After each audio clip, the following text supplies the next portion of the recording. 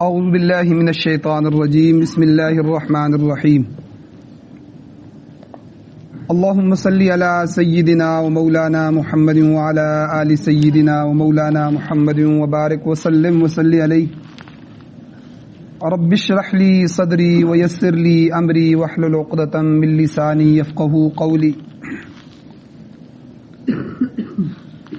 وَلَقَدْ عَلِمْتُمُ الَّذِينَ اعْتَدَوْا البتہ تحقیق تم جانتے ہو ان لوگوں کو جنہوں نے حد سے تجاوز کی، جنہوں نے زیادتی کی، منکم تم میں سے فی السبت ہفتے کے دن میں۔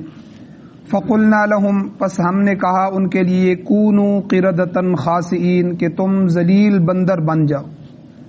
فَجَعَلْنَاهَا پس ہم نے بنایا اس واقعے کو نکالا لما بین یدیہا عبرت ان لوگوں کے لیے جو اس وقت موجود تھے، وما خلفہا اور جو ان کے پیچھے آنے والے تھے، وموعظۃ للمتقین اور یہ متقیوں کے لیے نصیحت تھا۔ یہ واقعہ ہم نے متقین کے لیے نصیحت بنا دیا۔ سورہ بقرہ کی آیت نمبر 65 اور 66 کا درس 2 دن سے چل رہا تھا، اور پیچھے یہ واقعہ گزر چکا ہے کہ ہفتے والے دن اللہ جل شانہ نے ایک قانون بنایا کہ یہودیوں کو کہا کہ ہفتے کے دن آپ کوئی کام نہیں کرو گے، ہر کام آپ کو منع ہے، یہ صرف عبادت کا دن ہے۔ حتیٰ کہ گھر میں کھانے پینے کی بھی ممانعت اور ہر چیز کی، مزدوری کی اور دوسرے کام سب جو ہے ہفتے والے دن کوئی کام نہیں ہوگا، صرف اللہ کی عبادت ہوگی۔ اب آگے واقعہ بھی بیان ہوا پیچھے کہ انہوں نے ہفتے کے دن شکار کرنا شروع کر دیا، اور مچھلیاں جو آتی تھیں سمندر میں، دریا میں، تو اس کے ساتھ انہوں نے بڑے بڑے جو ہے گڑھے کھود دیے اور نالیاں ان تک پہنچا دی۔ اب ہفتے والے دن شکار تو نہیں کرتے تھے، لیکن وہ مچھلیاں جب ادھر سے گزر کر جاتی اور وہ بڑے بڑے کھڈے گڑھے جو تالاب تھے ان کے وہ مچھلیوں سے بھر جاتے، تو پیچھے سے نالیاں بند کر دیتے تاکہ دوبارہ یہ دریا میں نہ جائیں، اور اگلے دن ہم اتوار والے دن ان تالابوں سے مچھلیوں کو پکڑ لیں۔ اب وقت کے پیغمبر حضرت داؤد علیہ السلام آئے، انہوں نے ان کو منع کیا کہ دیکھو یہ کام اچھا نہیں ہے، اللہ کے قانون کی قانون شکنی ہے، تم قانون کو توڑ رہے ہو۔ اب انہوں نے کہا کہ تو ہم اپنے آباء و اجداد سے کر رہے ہیں، اس میں تو کوئی اتنا مسئلہ نہیں ہے، اور پھر دوسرا ہم ہفتے والے دن تھوڑا شکار کرتے ہیں، ہم تو اتوار والے دن کرتے ہیں۔ تو بہرحال انہوں نے یہ ہیلا کیا جو ہیلا غلط تھا، ایک حرام کام جو اللہ نے ان پر حرام کر دیا تھا اس میں داخل ہونے کے لیے انہوں نے یہ ہیلا کیا تھا، تو اس لیے اللہ نے پھر ان پر عذاب بھیجا۔ اور ہیلے کی جو قسمیں ہیں وہ بھی پچھلے درس میں بیان ہوئی کہ کون سا ہیلا کرنا جائز ہے۔ وہ ہیلا جو حرام سے بچنے کے لیے ہو یا فرض کی ادائیگی کے لیے ہو وہ تو جائز ہے، وہ ہیلا جو حرام میں داخل ہونے کے لیے ہو، قانون کو توڑنے کے لیے ہو، قانون شکنی کے لیے ہو، وہ ہیلا جائز نہیں۔ تو بہرحال ان میں 3 گروہ ہو گئے تھے۔ ایک گروہ تھا صالحین کا، جنہوں نے خود بھی بچے، اپنے پیغمبر کی بات کو مانا اور دوسروں کو بھی بچایا۔ تو دوسرے 2 گروہ، ان میں سے ایک گروہ یہ تھا، دوسرا گروہ کہ جنہوں نے خود تو کام نہیں کیا، پیغمبر کی بات کو مانا، لیکن دوسروں کو دعوت نہیں دی، دوسروں کو اس سے روکا نہیں۔ تیسرے تو وہ تھے جو فاسقین تھے، جو عمل کر رہے تھے۔ تو باقی جو دوسرے 2 گروہ تھے، ان دونوں گروہوں کو اللہ نے بندر اور خنزیر بنا دیا۔ اب یہاں سے آج کے درس میں کہ علماء لکھتے ہیں کہ ان کی جو تبدیلی اشکال ہوئی ہیں، شکلیں جو تبدیلی ہوئی ہیں، ان کی توجیہ کیا ہے؟ کہ یہاں سوال پیدا ہوتا ہے کہ اللہ تعالیٰ نے ان نافرمانوں کو جانوروں کی شکل میں، پھر خاص طور پر خنزیر اور بندر کی شکل میں کیوں تبدیل کیا؟ جانور تو اور بھی بہت سارے ہیں، کتا بھی برا جانور ہے، کتے کی شکل میں بھی تبدیل کر سکتے تھے، ٹھیک ہے، ریچھ ہے یا دوسرے درندے ہیں کسی اور شکل میں بھی، ان 2 جانوروں کی شکل میں کیوں تبدیل کیا؟ اس کی وجوہات بیان کرتے ہیں، جواب دیتے ہیں۔ پہلا جواب کہ وجہ اس کی یہ ہے کہ اللہ تعالیٰ نے ان کے لیے ایک قانون مقرر کیا تھا۔ یہ لفظ یاد رکھیں کہ جو ہم عمل کرتے ہیں جس کسی چیز پر، یہ اللہ کے احکامات ہیں، یہ اللہ کی طرف سے قانون بنائے ہوئے ہیں۔ جس طرح گورنمنٹ کا قانون ہوتا ہے، اپنی اپنی ملکوں کے اپنے اپنے لا ہوتے ہیں، قانون ہوتے ہیں، اسی طرح قرآن و سنت جو ہے یہ اللہ کا قانون ہے۔ تو اگر ہم جس طرح ہم ملک کا قانون توڑتے ہیں تو ہمارے لیے سزا ہوتی ہے، ملک کے قانون کے باغی کے لیے الگ سزا ہوتی ہے، اسی طرح اللہ اور اللہ کے رسول کے قانون کو توڑنے والے کے لیے اور اس کے بغاوت کرنے والے کے لیے بھی سزا ہے۔ تو یہاں اللہ نے ایک قانون مقرر کیا تھا۔ قانون کیا تھا کہ ہفتے کے دن سوائے عبادت کے کوئی کاروبار نہیں کرو گے، مگر انہوں نے حکم خداوندی کو توڑ کر مچھلی کا شکار شروع کر دیا، جس کی وجہ سے اللہ تعالیٰ نے انہیں سزا کے طور پر خنزیر اور بندر بنایا۔ ایک جواب تو یہ۔ دوسرا جواب محققین فرماتے ہیں کہ اس ضمن میں پہلی بات تو یہ ہے کہ انسان اور جانور میں فرق یہی ہے کہ انسان قانون کا پابند ہوتا ہے، قانون کی پابندی کرتا ہے، اور جانور اس قانون سے مستثنا ہوتا ہے۔ آپ دیکھیں جانوروں کا جو چارہ کھاتے ہیں، وہ چارہ ان کے لیے یہ قانون نہیں ہے کہ تمہارے لیے یہاں سے کھانا حلال ہے، یہاں سے کھانا حرام ہے، ٹھیک ہے، اس کی فصل سے کھاؤ گے تو جانوروں کے لیے حلال حرام، جانوروں کے لیے نہیں ہوگا۔ ہمیں جو ہے وہ گناہ ہوگا کہ ہم اپنے جانوروں کو باندھ کے کیوں نہیں رکھتے، دوسری کی فصلوں میں جاتے ہیں، لیکن جانور کے لیے یہ حلال حرام کا قید کوئی نہیں ہے، کوئی قانون نہیں۔ تو اس لیے انسان اور جانور میں فرق یہ ہے کہ انسان قانون پر چلتا ہے اور جانور جو ہے وہ قانون کے خلاف، اس کے لیے کوئی قانون نہیں۔ تو جب انسان جو ہے قانون کو توڑتا ہے تو انسان انسانیت کے درجے سے گر کر حیوانیت کے اندر داخل ہو جاتا ہے، انسان حیوان بن جاتا ہے، اور جانوروں میں سے ظاہری شکل و صورت کے اعتبار سے انسان جو ہے بندر سے زیادہ مشابہ ہے، اس کی مشابہت اس سے ہے، لہٰذا اللہ تعالیٰ نے انہیں بندر کی شکل میں تبدیل کر دیا۔ شکل و صورت کے علاوہ بندر کے اندر حس اور شعور جو ہوتا ہے وہ بھی موجود ہوتا ہے، زیادہ ہوتا ہے باقی جانور۔ یہ بڑا نقال جانور ہے، نقلیں لگاتا ہے، جس طرح انسان کو کرتے ہوئے دیکھتا ہے اسی طرح کرنے لگتا ہے۔ تو گویا اللہ تعالیٰ نے ان نافرمانوں کو جانوروں کی اس قسم میں تبدیل کیا جو ان سے زیادہ مشابہ تھے۔ مفسرین اکرام فرماتے ہیں، اب دو چار مسائل کے ساتھ میں آپ کو مثالیں دوں گا، مثال سے بات سمجھ آتی ہے۔ مفسرین فرماتے ہیں کہ جب آدمی اکیلا آدمی جب کسی ضابطے کی قانون کی پابندی کرتا ہے تو اسے اخلاق کا نام دیا جاتا ہے، بڑے اخلاق والا ہے، ٹھیک ہے، یہ بڑا اس کے اچھے اخلاق ہیں۔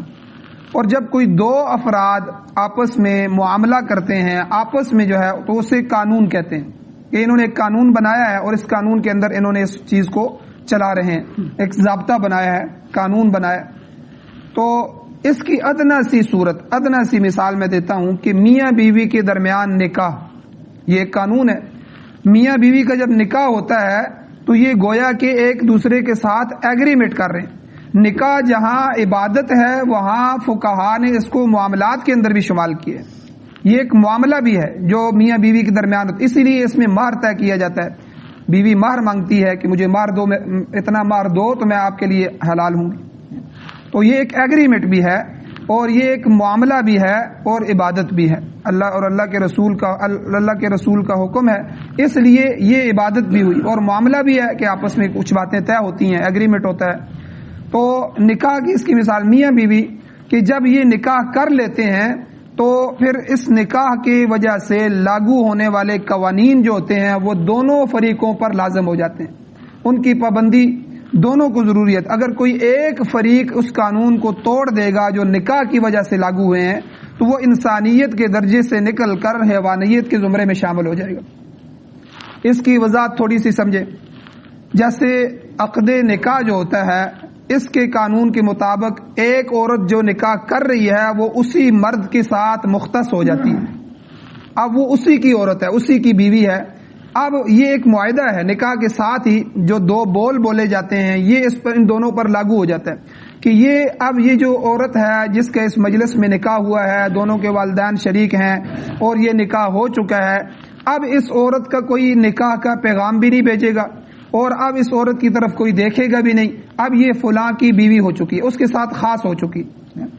اب اگر اسی ضابطے کی خلاف ورزی کرتے ہوئے عورت اس مخصوص مرد کے علاوہ کسی دوسرے مرد کے ساتھ تعلق بنائے تو یہ کیا کیا، اس نے قانون توڑ دیا جو نکاح کے قانون کے ساتھ جو اس پر لاگو تھا۔ اب یہ عورت حیوانیت کے اندر چلی گئی، اس نے قانون توڑا، نکاح کا عقد کی وجہ سے جو قانون اس پر لاگو تھا کہ یہ اب اسی مرد کی بیوی ہوگی، اس نے یہ قانون توڑ دیا تو اب یہ انسانیت سے نکل کر جانوروں کی سطح پہ آ گئی۔ آپ یورپ کے دیکھیں، یورپ کی عورت نے یہی کیا کہ سب سے پہلے یورپ کی عورت جو ہے وہ نکاح کے اندر تھی، مرد اور میاں بیوی سب کچھ تھا. آہستہ آہستہ عورت کو بھڑکایا گیا، اس نے آواز لگائی کہ مجھے آزادی چاہیے، مجھے آزادی چاہیے، میں ایک مرد کے ساتھ بندھی ہوئی نہیں رہ سکتی، میرے جو ہے اپنے کام کاج ہوں، میں جو ہے شانہ بشانہ مرد کے چلتی رہوں، باہر مارکیٹوں میں بھی مجھے لایا جائے. ٹھیک ہے، پھر ہر جگہ عورت کو گھسیٹا گیا.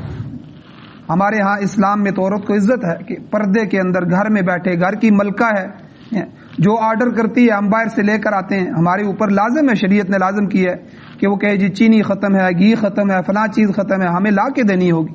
اس کے کپڑے، اس کی ضروریات، یہ ملکہ کے کام ہوتے ہیں کہ وہ آرڈر کرتی ہے. تو اسلام نے عورت کو نکاح کے بعد اس اپنے خاوند کے گھر کی ملکہ بنایا، اتنی عزت دی، چار دیواری عطا فرمائی کہ کوئی بے غیرت آدمی، کوئی غلط نظر ڈالنے والا اس پر نظر نہ ڈال سکے.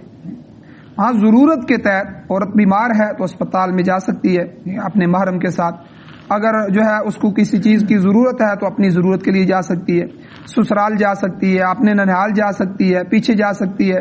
تو یعنی یہ ضرورتیں ہیں، ورنہ غیر ضروری طور پر عورت کے لیے گھر سے نکلنا جائز نہیں، بالکل جائز نہیں ہے.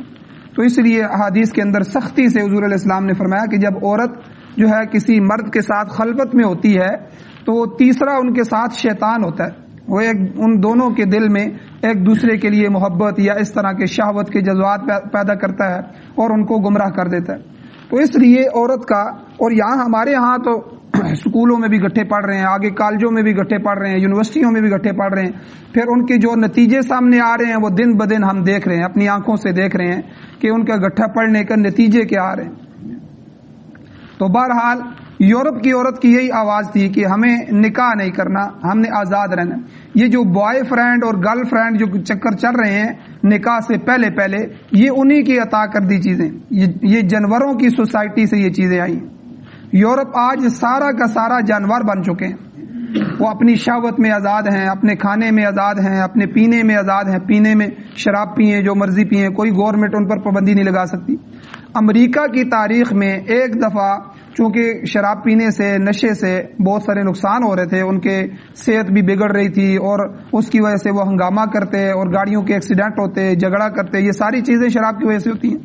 تو گورنمنٹ نے قانون بنانا چاہا، لیکن وہ اب ان کے معاشرے میں اتنا رچ بس چکا تھا کہ اب وہ جو ہے اس قانون پر چلنے کے لیے تیار نہیں تھے. انہوں نے احتجاج کیے، پھر گورنمنٹ کو قانون واپس لینا پڑا. تو یعنی اب وہ اپنے کھانے میں آزاد ہیں، خنزیر کھائیں، بندر کھائیں، جو مرضی کھائیں، ان کے لیے کوئی قانون، انہوں نے اپنے آپ کو آزاد کر دیا. اسی طرح وہاں مغرب کی عورت نے، یورپ کی عورت نے اپنے آپ کو آزاد کر دیا، جس کے ساتھ مرضی چاہے، کوئی ان کی جو ہے کوئی قانون نہیں ہے. تو وہ جانوروں کی سطح پہ آ گئے. اب ہمارے لوگ بھی، جو ہماری عورتیں جو ہیں وہ آزادی آزادی کے نعرے لگاتی ہیں اور جو ہے وہ انہوں نے پلے کارڈ اٹھائے ہوئے ہیں، روڈوں پہ آئی ہوئی ہیں کہ ہمیں آزادی چاہیے، آزادی چاہیے. یہ ساری کی ساری شکلیں وہاں سے آئی ہیں. تو بہرحال میں کہہ رہا تھا کہ جب انسان اللہ کے قانون کو توڑتا ہے تو یہاں نکاح کی وجہ سے ان دونوں میں ایک قانون بن گیا کہ یہ عورت نکاح کی وجہ سے اس مرد کے ساتھ خاص ہو گئی ہے. اب اگر عورت ایگریمنٹ اور قانون کی خلاف ورزی کرتے ہوئے اس مرد کے علاوہ کسی دوسرے مرد سے بھی تعلق رکھتی ہے تو وہ انسانیت کے درجے میں نہیں رہے گی، وہ اس کے لیے لازم ہوگا کہ اس کو کوئی سزا مقرر کی جائے. تو اس لیے مرد کے لیے بھی قانون ہے کہ مرد بھی جو ہی نکاح کرتا ہے تو مرد اپنی منکوحہ عورت جس سے اس نے نکاح کیا ہے اس کے علاوہ کسی دوسری عورت سے تعلق نہیں بنا سکتا. اب وہ منکوحہ مرد کے لیے اس کے اللہ نے اپنی حکمت سے 4 عورتیں جائز رکھی ہیں. اب ایک عورت سے نکاح کر لے، دوسرے سے کر لے، تیسرے سے کر لے، ایک وقت میں 4 عورتوں سے بھی نکاح کر سکتا ہے، لیکن اپنی نکاح شدہ عورتوں کے علاوہ، منکوحہ عورتوں کے علاوہ کسی اور عورت کی طرف نہیں دیکھ سکتا. یہ اسی ایگریمنٹ کا حصہ ہے جو نکاح ہوا ہے. اب اگر مرد اس کی خلاف ورزی کرتا ہے تو جس طرح عورت انسانیت کے درجے میں آئی تھی، نکل کر حیوانیت کے درجے میں چلی گئی تھی، تو مرد نے بھی اللہ کے اس قانون اور ضابطے کو توڑا تو اس نے گویا کہ اپنی منکوحہ کے علاوہ دوسرے عورت سے زنا کیا تو یہ اللہ کی گرفت میں آئے. اس نے بہت بڑا ظلم کیا، اس نے قانون شکنی کی، تو یہ حیوانیت کے درجے میں چلا گیا. تو اب یہ تو نکاح کے ایگریمنٹ کی وجہ سے لاگو ہونے والی چیزیں تھی. اب نکاح کے لیے بھی شرائط ہیں اسلام میں. ہر ایک سے نکاح بھی نہیں ہو سکتا. نکاح میں یہ اللہ نے قانون بنا دیا کہ نکاح ایسے مرد اور عورت کے درمیان میں ہو سکتا ہے جو آپس میں محرمات میں سے نہ ہو. اگر محرم ہوں گے آپس میں ایک دوسرے میں جو رشتے حرام کے ہوں گے جو ہے جن کا نکاح کرنا جائز نہیں ہے. محرم غیر محرم کا اگر رشتہ ہو تو اس میں نکاح جائز نہیں ہوگا. یہ کون سے رشتے ہیں؟ چوتھے سپارے کے آخر میں سورہ نساء کے اندر اللہ جل شانہ نے پورا جو ہے ایک رکوع کا ایک بڑا حصہ اس کے بارے میں فرمایا. حرمت علیکم امہاتکم وبناتکم واخواتکم وعماتکم وخالاتکم وبنات الاخ وبنات الاخت وامہاتکم اللاتی یرضعنکم واخواتکم من الرضاعة وامہات نسائکم اللاتی دخلتم بہن. یہ یعنی یہ سارے کے سارے رشتے یعنی ماں سے نکاح جائز نہیں ہے. ٹھیک ہے. اب نکاح میں بھی یہ شرائط ہے, یہ ایگریمنٹ بن گیا ہے کہ ماں سے نکاح جائز نہیں ہے, بیٹی سے نکاح جائز نہیں ہے, بہن سے نکاح جائز نہیں ہے, خالہ سے نکاح جائز نہیں ہے, پھپھی سے نکاح جائز نہیں ہے. تو نکاح کے اندر بھی ایگریمنٹ یعنی قانون بنے ہوئے ہیں. اللہ نے یہ قانون بنائے. یورپ میں آپ دیکھیں تو یعنی ایسے ایسے کیس آ رہے ہیں, وہاں سگی ماں سے بھی جو ہے بیٹا جو ہے وہ زنا کر رہا ہے, دادی نانی یعنی کوئی وہاں پہچان ختم ہو گئی ہے. جانوروں سے بھی بدتر وہ زندگی گزار رہے. وہ آزادی کے نام پر انہوں نے ہر قانون کی دجیاں بکھیر دی. تو لیکن اسلام کے اندر یہ بھی ایک ایگریمنٹ کا حصہ ہے. یہ نکاح کے اندر نکاح کے جاری ہونے کے لیے بھی یہ شرائط ہیں. سب سے پہلی شرط ہے کہ جس سے نکاح ہو رہا ہے کہ سب سے پہلے دیکھنا ہوگا وہ اس کے محرم تو نہیں ہے, کون سا رشتہ ہے وہ. اسی لیے امام شاہ ولی اللہ محدث دہلوی رحمۃ اللہ علیہ فرماتے ہیں ان تمام شرائط کے ساتھ جو کام ہوگا وہ درست ہوگا, ورنہ وہ قانون شکنی کی ضد میں آئے گا.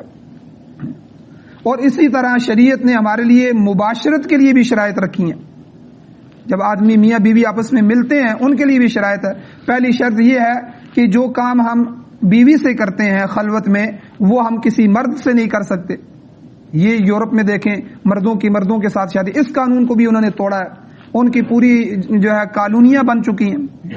لیکن اسلام کے اندر یہ بھی ایگریمنٹ ہے, یہ بھی قانون کا حصہ ہے کہ بھائی جب آپ نکاح کر رہے ہیں تو جو یہ آپ کی بیوی منکوہ آئے گی کہ اس منکوہ سے آپ نے نکاح کیا ہے, اب آپ کسی اور مرد کے پاس نہیں جا سکتے. مرد کے ساتھ جو ہے اس طرح نہیں کر سکتے. تو اسی طرح پھر جب آپ اپنی بیوی سے خلوت کریں گے تو اس میں بھی شرائط ہے کہ آپ بیوی کے اس حصے میں جو ہے ہم بستری کر سکتے ہیں جو شریعت نے آپ کے لیے جائز رکھا ہے. اگلا حصہ قرآن نے بالکل واضح طور پر کہا فَأْتُوا حَرْثَكُمْ أَنَّا شِئْتُمْ کہ آپ اس حصے میں ایگریمنٹ ہے, یہ قانون بنا دیا. قرآن نے آیت اتار دی کہ اس اگلے حصے میں سے آپ پیچھے کی طرف سے آئیں, دائیں سے آئیں, لیٹ کے آئیں, کروٹ کے آئیں. قرآن نے وضاحت کر دی لیکن آنا اسی حصے میں ہے. اس کو قرآن نے حرث کہا ہے, کھیتی, کہ جہاں سے اولاد پیدا ہوتی ہے, جہاں سے نسل چلتی ہے, جہاں سے فوائد حاصل ہوتے ہیں, یہ تمہارے لیے حلال ہے. عورت کا پچھلا حصہ اس میں بھی حرام ہے چاہے نکاح کیوں نہ ہوا ہو. یہ قانون ہے. تو یعنی ان قوانین کی اگر ہم خلاف ورزی کریں گے تو پھر سارے کے ساری جو انسانیت سے نکل کے ہم اس کے دائرے سے نکل کے حیوانیت کے اندر آئیں گے. اور یہی حیوانیت جو ہے اس کا ننگا ناچ جو ہے آج یورپ میں ہو رہا ہے, مغرب کے اندر ہو رہا ہے. اب آتے ہیں اس آیت کی طرف کہ بندر اور خنزیر. بندر اور خنزیر جانوروں میں سے ایسے ہیں کہ جو قانون شکن جانور ہیں, ٹھیک ہے, قانون کو توڑنے والے جانور. خنزیر ایک ایسا جانور ہے کہ اس کی جو مادہ ہوتی ہے خنزیرنی, تو ایک وقت میں کئی نر جو ہیں بیک وقت اس سے جفتی کرتے ہیں. یعنی یہ ایک بے غیرتی ہے کہ ایک مادہ کھڑی ہے اور 10-20 جانور جو ہیں نر اس کے پاس کھڑے ہیں اور سارے جفتی کر رہے ہیں. اگرچہ اس کے لیے حلال حرام کا مسئلہ نہیں ہے, وہ جانور ہے, لیکن بے غیرتی ہے اس جانور میں. باقی جانوروں میں یہ بے غیرتی نہیں ہوتی. تو اس کی مادہ کے ساتھ کئی جانور جو ہیں, کئی خنزیر جو ہے کھڑے ہوتے ہیں, وہ جفتی کرتے ہیں. تو یہ ایک بے غیرتی تھی. تو چونکہ انہوں نے قانون شکنی کی تھی تو اللہ نے ان کی شکلیں بھی اسی کی صورت میں بنا دی, خنزیر کے بنا. اور دوسرے نمبر پر بندر میں ایک بری خصلت یہ ہوتی ہے کہ بندر اپنے ہی ہم جنس بندر کے ساتھ بھی قضائے شہوت کرتا ہے. ٹھیک ہے, بندر کے ساتھ بھی یہ اس کے اندر بے غیرتی موجود ہے. تو اس لیے خنزیر ایک شک کی خلاف ورزی کر رہا ہے, بندر دوسرے شک کی خلاف ورزی کر رہا ہے. یہی وجہ ہے کہ جو سور کا خنزیر کا گوشت کھانے والے لوگ ہوتے ہیں وہ بے غیرت ہوتے ہیں. ہمیں اللہ نے جو حلال کی، ہم حلال جانوروں کے گوشت کھاتے ہیں تو اس کے اثرات ہوتے ہیں. یاد رکھیں یہ جو چیز ہم کھا رہے ہیں، ایک ایک لقمہ جو ہے اس کے حلال کے لقمے کے ساتھ نور داخل ہو رہا ہے، حرام کے لقمے کے ساتھ ظلمت اندر داخل ہو رہی ہے. ہر چیز کے کھانے کے اثرات ہوتے ہیں. تو گوشت کے اندر بھی اللہ نے اثرات، کتے کے گوشت کے اندر الگ اثرات ہیں، خنزیر کے گوشت کے اندر الگ اثرات ہیں. جو قومیں خنزیر کھاتی ہیں آپ دیکھیں ان میں انگریز ہیں، یہودی ہیں اور سکھ ہیں، یہ سارے کے سارے خنزیر کھاتے ہیں، تو ان کے اندر بے غیرتی کا مادہ بھی کثرت سے پایا جاتا ہے. اور الغرض یہ ہے کہ کہنے کا مقصد یہ ہے کہ یہود نے اللہ تعالیٰ کے قانون کو توڑ ڈالا تو اللہ تعالیٰ نے ان کی شکلیں ان جانوروں میں بھی تبدیل کر دیں جو جانور خود قانون شکن جانور ہیں، قانون کو توڑنے والے جانور. اسی طرح چوتھی مثال سمجھیں کہ نماز ایک اہم قانون ہے. نماز کے اندر یہ شرط اللہ نے رکھ دی، یہ قانون بنا دیا کہ امام سے آگے مقتدی نہ نکلے. یہ قانون ہے کہ مقتدی کو امام کے پیچھے پیچھے رہنا چاہیے. رکوع میں یہ نہ ہو کہ امام تھوڑا سا جھکے، یہ پہلے رکوع میں چلا جائے، امام بعد میں رکوع میں جا رہا ہے. امام جو ہے وہ کو رکوع سے پہلے اٹھنا چاہیے، مقتدیوں کو بعد میں اٹھنا چاہیے. اسی طرح سجدے میں، قوما میں، جلسے میں، ٹھیک ہے، قعدے میں، یہ سب کے اندر یہ لازمی ہے کہ امام وہ پہلے عمل کرے، مقتدی بعد میں کرے. حضور علیہ السلام کے زمانے میں چونکہ یہ قانون بنا ہوا ہے، ٹھیک ہے، اس شریعت کے اندر یہ قانون ہے، اب اس کی جو خلاف ورزی کرے گا اس کے لیے سزا بھی ہونی چاہیے. تو حضور علیہ الصلوۃ والسلام نے حدیث میں فرمایا اپنے امام سے آگے نہ نکلو، کہیں ایسا نہ ہو کہ آگے اللہ کے نبی نے فرمایا یجعل اللہ صورتہ صورت حمار، کہیں ایسا نہ ہو کہ اللہ تمہاری شکل گدھے کی شکل بنا دے. حدیث میں اللہ کے نبی نے فرمایا. اب گدھے کی شکل کے ساتھ کیوں تشبیہ دی کہ گدھا جو ہے یہ بے وقوف ہوتا ہے، بے وقوفی کے ساتھ مثال دی جاتی ہے. یار تو گدھا ہے، ہماری پنجابی میں ایک ہوتے نہ پترا، یعنی کیا مطلب یہ گدھے کی طرح تو کام کر رہا ہے، بے وقوف ہے، یہ کام تو نے بے وقوفی کا کیا ہے. اس کے ساتھ مثال دیتے ہوئے جس طرح شیر کے ساتھ یہ شیر کا بچہ ہے، کیا مطلب وہ انسان کا بچہ ہوتا ہے، یعنی بہادری میں اس کی مثال دی جاتی ہے. ٹھیک ہے، وہ گیدڑ کی طرح بھاگ گیا، کیا مطلب وہ گیدڑ، یعنی اس کے ساتھ بزدلی کی مثال دی جاتی ہے. جانوروں کے ساتھ مثالیں دی جاتی ہیں، تو گدھے کے ساتھ بے وقوفی کی وجہ سے مثال دی ہے، بے وقوف آدمی، اس نے بے وقوفی کی ہے. تو جو آدمی اس ایگریمنٹ اور اس قانون کو توڑے گا کہ امام سے پہلے وہ حرکتیں کرے گا جو نماز کے اندر ہے، رکوع ہے، سجدہ ہے، قوما ہے، جلسہ ہے، قعدہ ہے، ٹھیک ہے، تو اللہ کے نبی نے فرمایا کہ گویا کہ اس نے گدھے جیسا کام کیا. تو حضور علیہ السلام نے فرمایا کہ ایسا نہ ہو کہ تمہارے اس بد عملی کی وجہ سے جو تم یہ قانون توڑ رہے ہو، اللہ اس قانون شکنی کی وجہ سے تمہیں گدھا ہی نہ بنا دے. تو اس لیے یہاں بھی اللہ نے فرمایا کہ اے بنی اسرائیل، تم جانتے ہو ان لوگوں کو کہ جنہوں نے ہفتے کے دن تعدی کی اور حکم بجا نہیں لائے بلکہ ہیلا سازی سے اس کی حرمت کو توڑ ڈالا. اور تو ہم نے پھر انہیں کیا کہا کہ تم ذلیل اور خوار بندر بن جاؤ. تو پھر جب وہ بندروں کی شکل میں تبدیل ہو گئے تو باقی دنیا کے لیے وہ نشان عبرت بن گئے.